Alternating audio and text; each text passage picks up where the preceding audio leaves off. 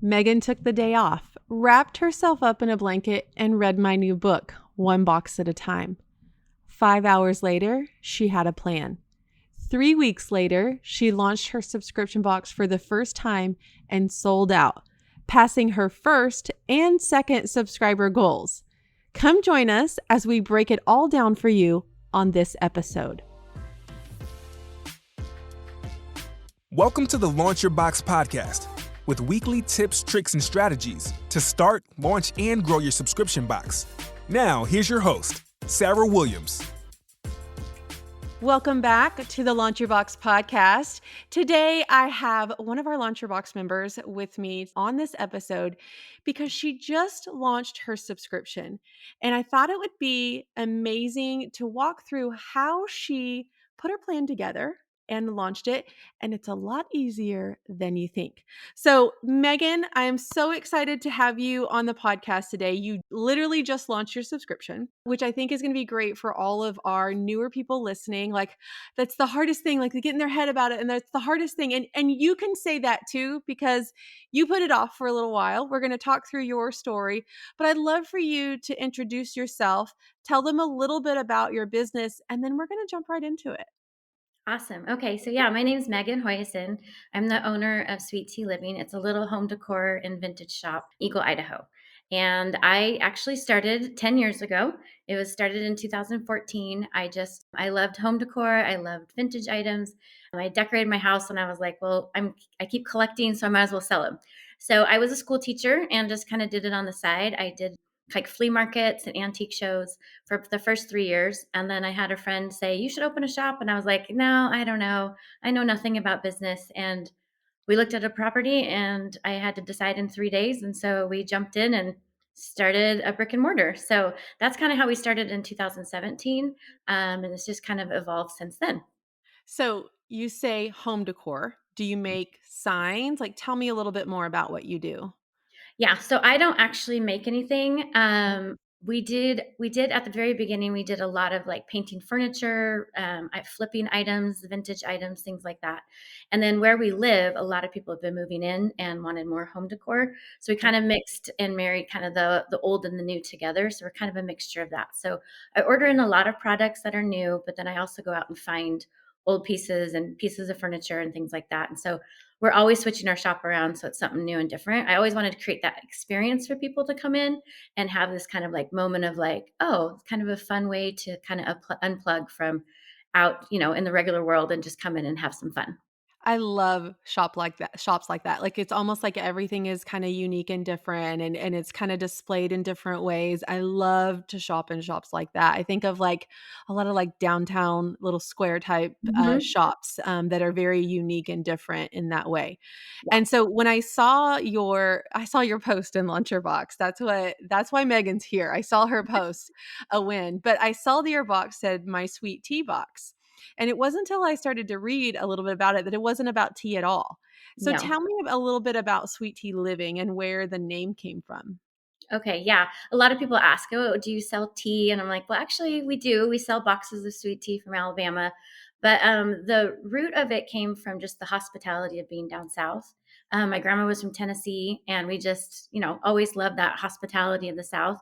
And I'm a big sweet tea drinker, so it just kind of married together of like just that kind of like peaceful, kind of fun place to sit on the porch and have some sweet tea and just have some fun together. So that's kind of the base of it. So I know a lot of people get confused by it with the name, but I've just stuck with it because it's just who I am.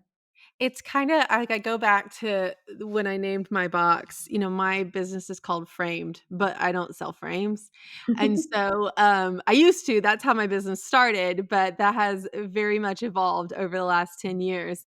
When I named my subscription box, I named it Framed in a Box, and that was great because my local subscribers knew what I did, but when I started to really push it out there in mass, it caused so much confusion, and that's when I renamed it the monogram box, the framed monogram box, because people did not understand that it wasn't frames. And so I think of this almost in the same way. Okay, so you have your brick and mortar. You're selling home decor, furniture items, repurposed items, new items. And then you get an idea, you're thinking about a subscription box. Tell me a little bit about that thought process that you went through, what you were thinking about as far as putting in your subscription box, and then we'll get into how it happened. Sure. So when I opened my shop, I wanted to do a subscription box. I had seen another shop in like the Midwest and she was shipping out boxes. And so my husband got me one time and I just loved it. But I was like, I just don't know how. Like I seriously had no business background, I was an educator, but I've always loved like entrepreneurship, and doing different things. And so it was a branch of the business that I wanted to do, but I felt too overwhelmed with it. I was just like, filling the shop and curating a shop, and we tear down the whole shop every 4 months and reset the whole place. And so my creativity was kind of in that way, but I always thought it would be fun to get a piece of us to people's homes. We have a lot of people that come to visit, but I didn't want to do like a full on online store. We launched one during COVID, that's how we survived, but managing getting the pictures up and selling, and then I never shipped, we just did pickup. But I had a lot of people like, oh, I live so far away, I would love to have sweet tea at my house. And so I was like, well, maybe I'll do it. But I just kept tossing it around. It's been on my list of things to do for probably 5 years of just like, what do I do? How do I do it?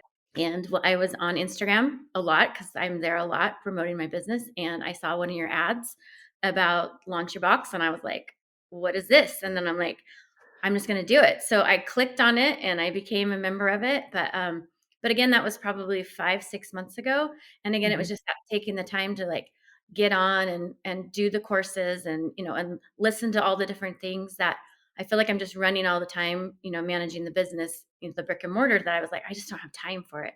But then I saw your book, you advertised your book, and I was like, oh, I need that. That's just another thing I need. And then when I got it, I'm like, okay, take a day off of work. Don't go into the shop. I told the girls, I'm not coming in. You're going to man it. And I seriously sat on my couch and I read the book in one day and wrote out the plan that night. It was just something I needed tangible to be like, you just need to get your butt going and do it. You just needed it step by step in one binder that Yes. said, if I read this and implement this, that's all I need. I don't have to go and watch a bunch of videos. I don't have to go ask a bunch of questions in the community. I'm part Yep. of the community, but I needed more you needed more of a streamlined version of what we do in Launch Your Box, Yes. right? Like you needed it to be black and white. You needed to read it, you needed to implement it. And here's what I love. So I saw your post in Launch Your Box that said, I read Sarah's book and I launched my box. I was like, "What? Like, you did that by reading my book?" And that was the purpose of the book. But I think you might be the first one that has, like, Mhm. read it all the way and then launched from scratch, Yeah. basically. And so it was so powerful to me because that's the goal of the book. The goal of the book was to tell my story throughout Mhm. the chapters of how I launched my subscription, but also give you the tactical strategies and action plans to implement it yourself the same way that I did that. And so that's exactly what you did. You took the day off, you spent Mhm. 5 hours reading the book, you wrote out the plan to launch, and how many weeks later did you actually launch after reading? Well, I got your book, I don't know, maybe 3 weeks later, maybe? I don't know, 3, In 3 4 weeks weeks. later? Well, so I seriously, like, I got the book, and I'm a visual learner, so, like, Yeah. I have to see it. So, like, even within, like, the Launch Your Box community, I would print off everything. I made a little binder, but I Mhm. just wasn't keeping up with it. And then when I got this, I'm like, "This is, like, the Bible for launching It's a the box." holy grail of launch your box right there, right? And I think that's why I was just so overwhelmed with, like, gratitude, because I felt like you handed me the next step to my business, and it was, like, a huge gift from you, because it's something I've been wanting to do, but so overwhelmed with everything else that I was like, "How do I do it?" And then I just started making notes. Like, I underlined things, I made notes. I was just like, okay, this is how I'm supposed to do it. Okay. And then I just started promoting. So I just did teasers on my Mhm, Instagram, just like you said, like, mhm. build up the momentum. I do have a big following because I've worked really hard to get a following for my business. And even like a year ago or 2 years ago, I didn't even put my face on it, but I realized if I want to be in business, you have to Yeah. just, so we have some major construction going on and around our shop. That's really impacting us. Like, we went down like 30% in our sales this year. And so I was like, what can I do different?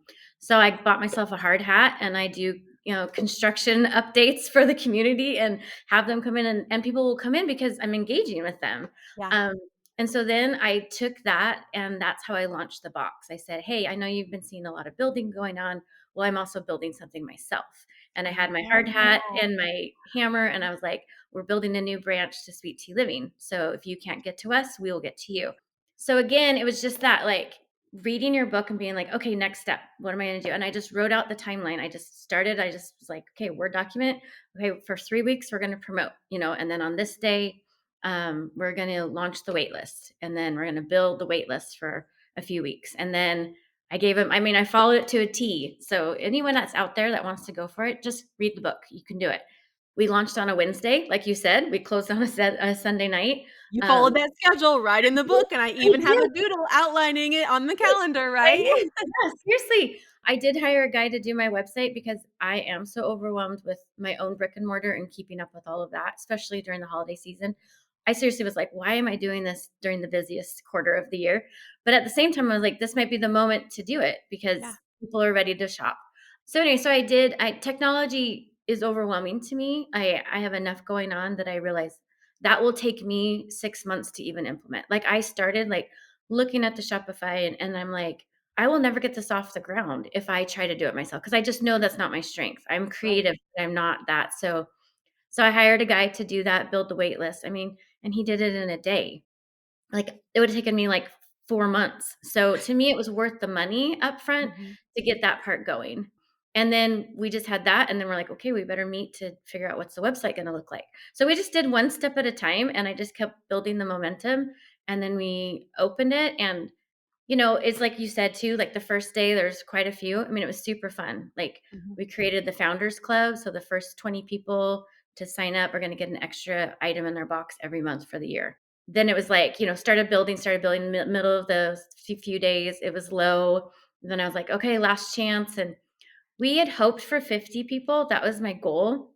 When I was looking at, again, your book, Uh-huh. the whole calculation of like, if you have this many followers, you get this percent, like 2%, and this of your wait list. And so I was thinking, like, okay, well, it says 50 to 75 with the amount of followers I have. But I was like, I don't know. I don't, that seems kind of high. And my girls, they're cheerleaders at the shop, and they're like, no, we should do it. And I was like, okay. So I was like, well, maybe 75. Well, I started ordering items for the first box, kind of curating the look. And one of the items I can't tell you because it's not out there yet, but Top secret. you had to order in 24s. And so it was 24, 48, 72. I was like, well, I need more than 72. So I had to go 96. And the girl's like, just go 96. And I'm like, there's no way. So what I did, I ordered 96 of everything else for the boxes. I was like, well, go big or go home. So on that last Sunday, though, I wanted to make sure I had enough for baggage for like breakage, if something gets lost. And then also I want to have like 5 extra boxes to like ship out to influencers to open. So just to kind of get the word out there once we can finally show it. Um, but on that Sunday night, I started panicking because we were at like 75. I'm like, oh, cool, we did it, we did it. And I told all the girls we made our goal. Well, then more people started and more people started, and I was panicking. I was like, we're at 85. Like I was texting my friend Justin, who manages the website. I'm like, we got to shut this down. Like I'm going to go over. And we got to 87, 2 more signed up, and we shut down at 87. So it was like this, like, oh my gosh, this is happening. But then now it's like, we got to make it happen. Yeah. So that's kind of the story. I love it. And, you said you had a big following, and to a lot of people, you do have a big following. But let's just be honest about your following because it's 8,000 followers. Okay. So, like, I've interviewed people that have 500,000 followers. I've Right. interviewed people that have hundreds of thousand, million followers. When you think about 8,000 followers, it's not a huge following, but what you have is the right person. When I shared this with Megan before we jumped on the podcast, but when I launched my subscription, I was very much exactly like Megan. And I think that's another reason why you could follow along in the book so well because my story as I listen to you tell your story, it lines up brick and Mhm. mortar, local only, didn't have an online shop, like I just had this local customer that left me. And so for me, I had about 6,000 followers, and I didn't even have an email list, when I launched my subscription box. And so I had 44 subscribers. And so you don't have that many more followers than I did. You had 8,000, but you had an email list. I didn't. And Yes. that made all the difference for you because you got almost double your first Mhm. launch than what I got on my first launch. And so when she says she has a big following, yes, she has a big following in all respects, but it's not as big as you think it is. Mhm. It's the right people. And something that you said in your questionnaire that we sent you was you had to show your face. Let's Mhm. talk a little bit about that because you know from my story and reading my book that that was really a challenge for me for a lot of years and I really had to dig deep to push through that.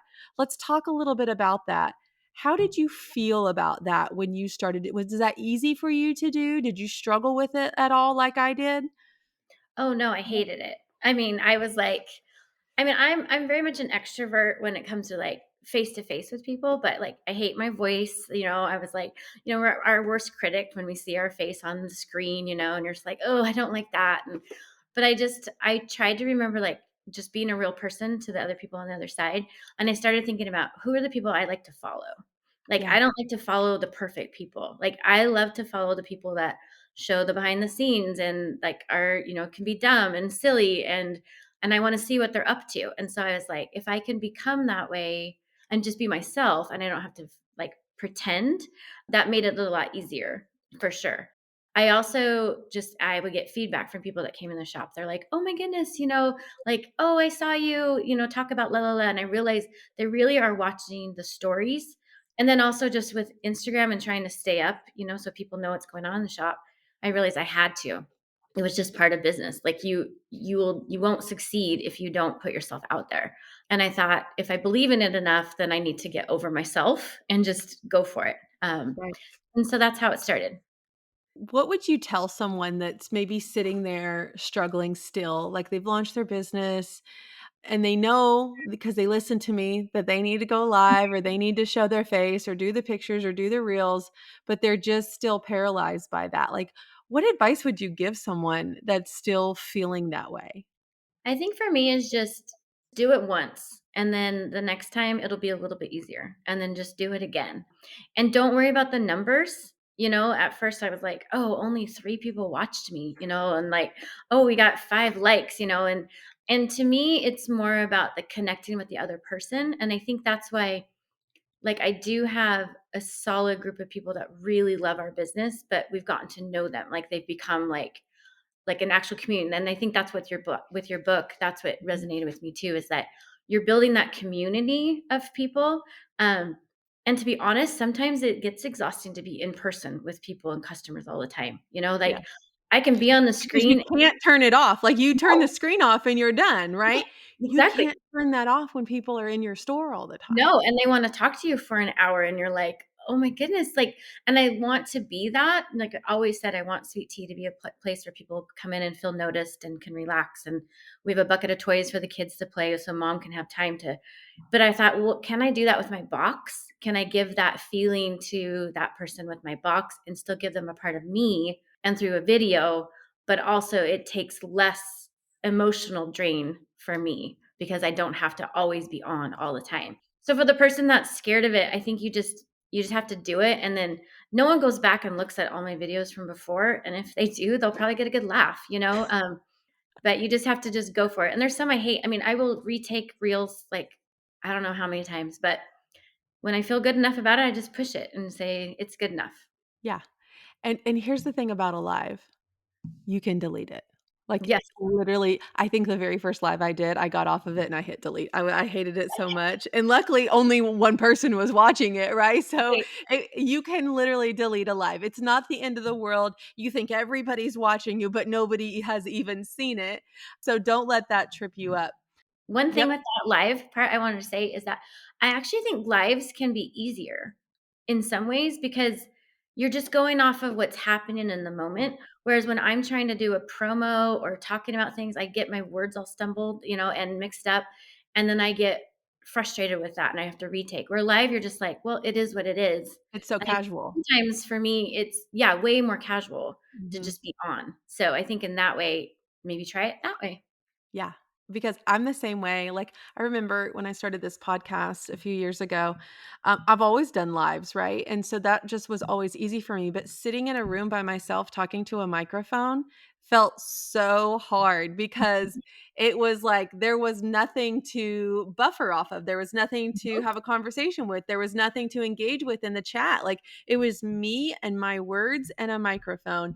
And that was more intimidating than any live or any stage talk or anything that I had ever done because it was just me and I didn't have anything to bounce off from or just be relaxed enough to be myself. And so now it's a little different because I'm more comfortable with it. But it took me about 50 episodes to really get into my sweet spot with just flipping on the microphone, having a conversation with myself, and putting it on the podcast, Yeah. basically. And so Mhm. I totally get that. I want to take them back through the launch process with you because I think that will be a great kind of actionable step for them to take away from this podcast.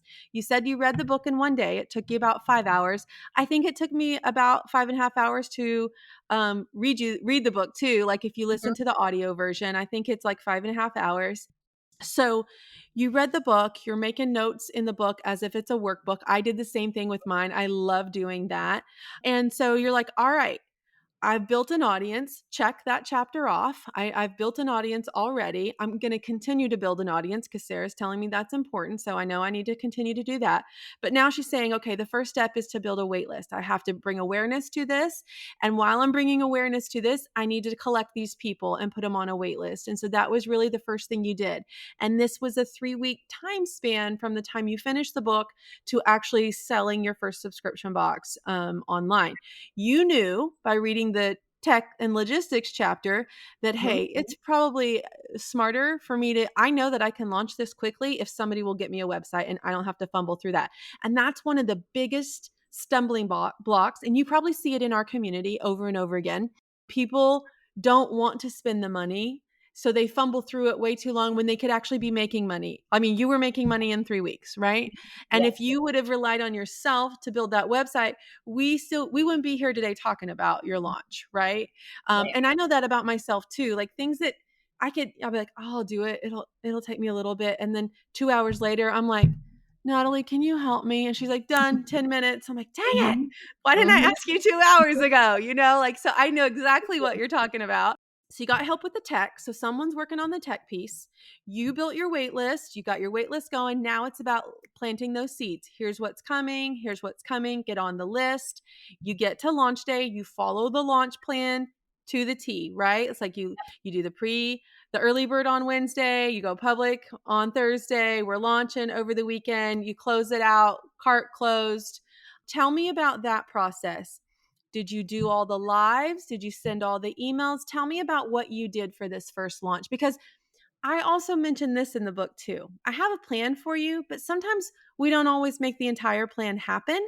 So if we can make part of the plan happen, then next time you're more likely to make more of the plan happen. So tell me about the launch plan that you went through.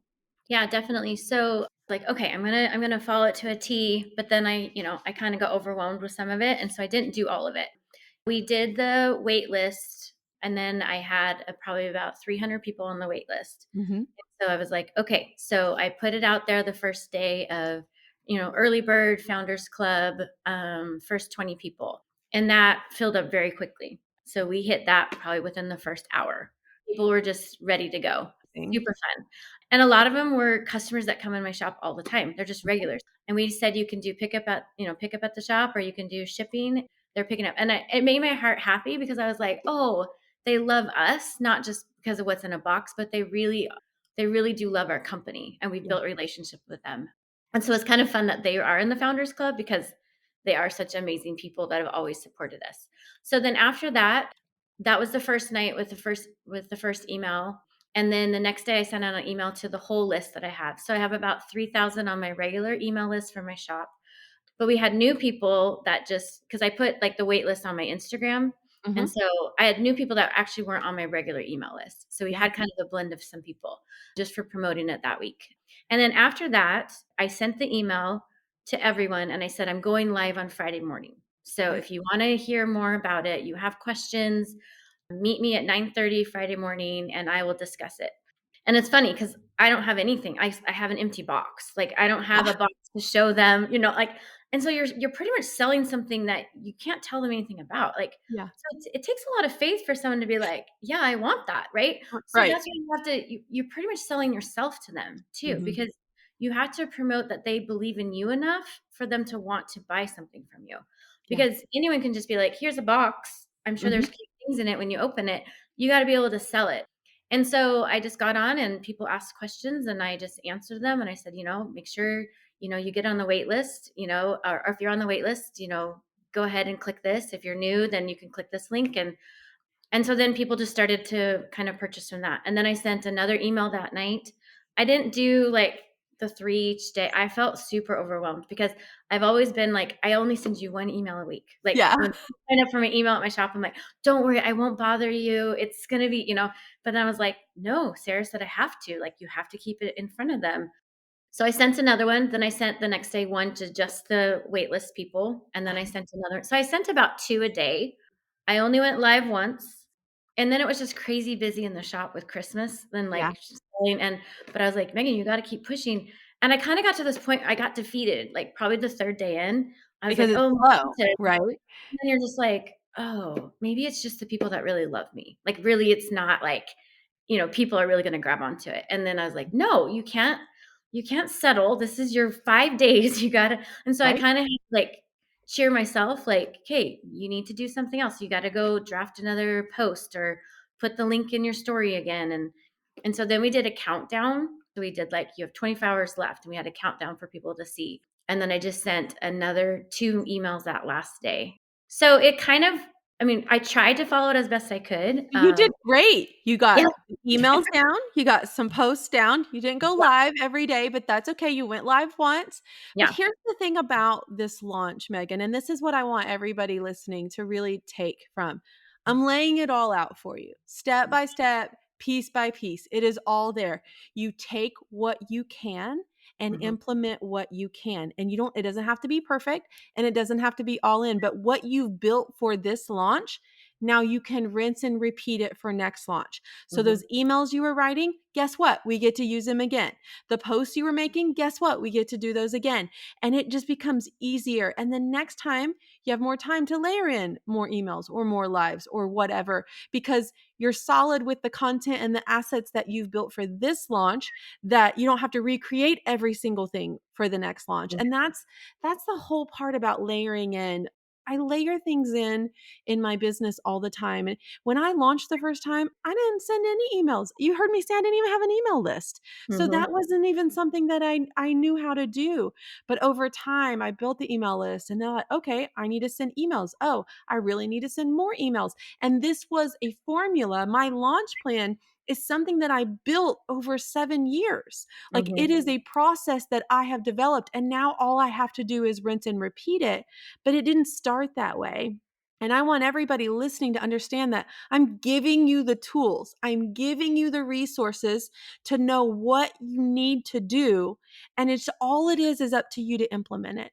And mhm, sometimes we can implement it 100%, and sometimes we can implement it 50%.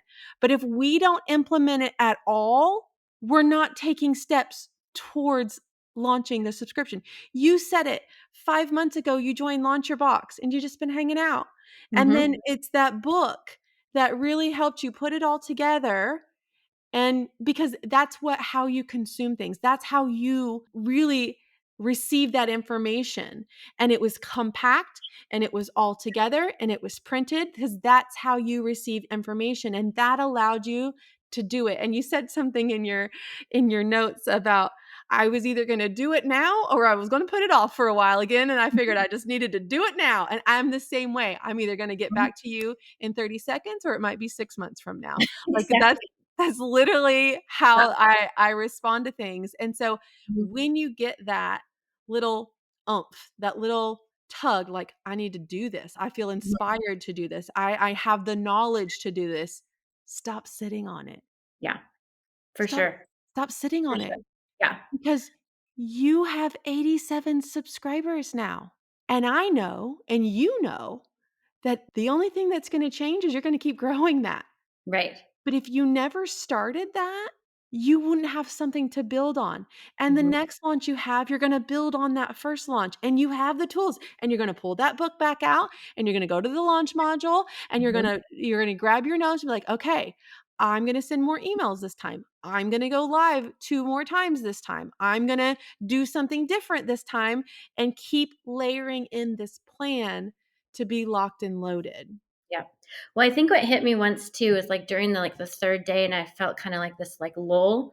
I was Mhm. just like I looked at the name of your book and I was like, "1 box at a time." I was like, "It doesn't have to be 10, it doesn't have to be 20, it could just be 1 box at a time is gonna layer on top of each other." Yeah, And I think that's what just at the end of it, I sat just overwhelmed, like, "How did this happen? Like, how did this seriously get to this point that we had to shut it down?"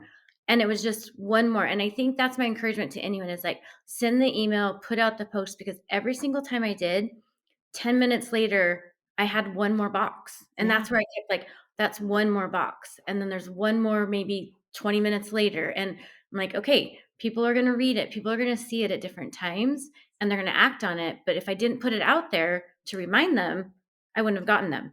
So right. it's just that one more box, and I think that's what encouraged me throughout the process too, is just like, I know you don't feel like sending another email and pushing send, you feel like you're being annoying, but those are the people that need to see it, Yeah. and then the next week I didn't have to send them 15,000 emails, I'm not, but that's what it felt like, "Oh my word," they're like, "Hey, calm down," but again, I know that that next week that I do it, I can do it again, and Yeah. I won't feel so stressed about what they think.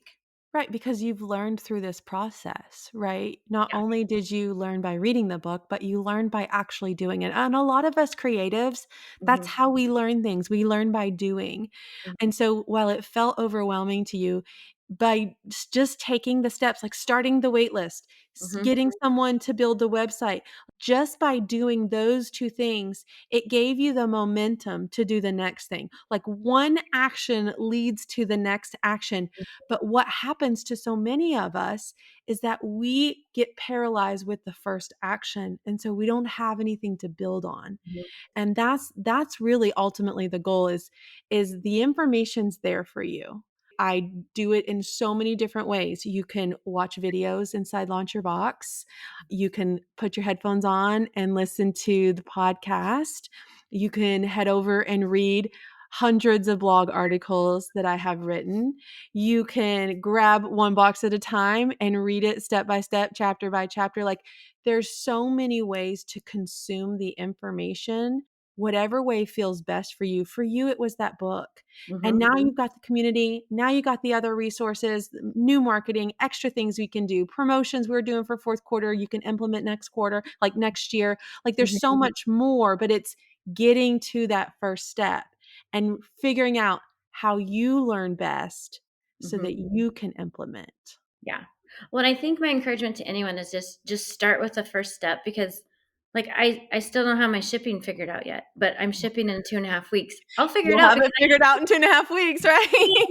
but I think like if I looked at it like I have to have the whole thing done, I would still be sitting there. You know what I mean? Right. So I was like, I just gotta start a wait list. And then I mean I did panic like I've teased these people too long. We gotta do something, right? It So forces action, yes, right? completely. Yeah, and most creatives, we work better under pressure, so I guess Absolutely. that's just how I do it. So, Yeah. yeah, so I It's guess that's my encouragement is just take that one next step. Don't think about you have to have the whole thing perfect because there's gonna be things that aren't gonna work, and you just learn from it.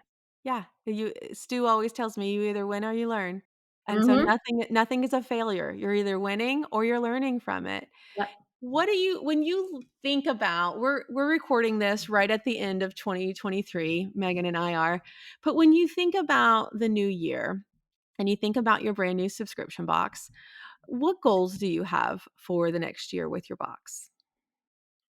Wow. Well, after listening to your last podcast about the $1,000,000 people, Yeah, I'm that's where like we're going? Is that what we're doing here, Megan? a million because like with my brick and mortar, that's one revenue, right? That's one Yeah. way of building revenue. But I've always known I need to have another way.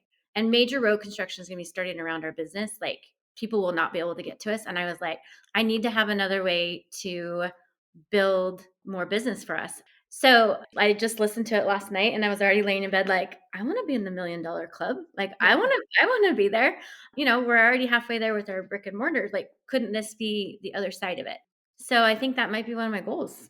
I don't know. My thing right now is like I don't even really know how. I think this is how I started my brick and mortar, and this is how I jump in with both feet, and then I'm like, oh, what am I doing? I want to take a day or two and be like, now what's next? Like I have a lot of the questions. I need to start asking more of the questions like how, can it double? Does it like how long does it take? How fast can you move? Are we going to run out of room in order to Mhm. all those things I dream big and then we just go for it. So I don't know. I need a goal.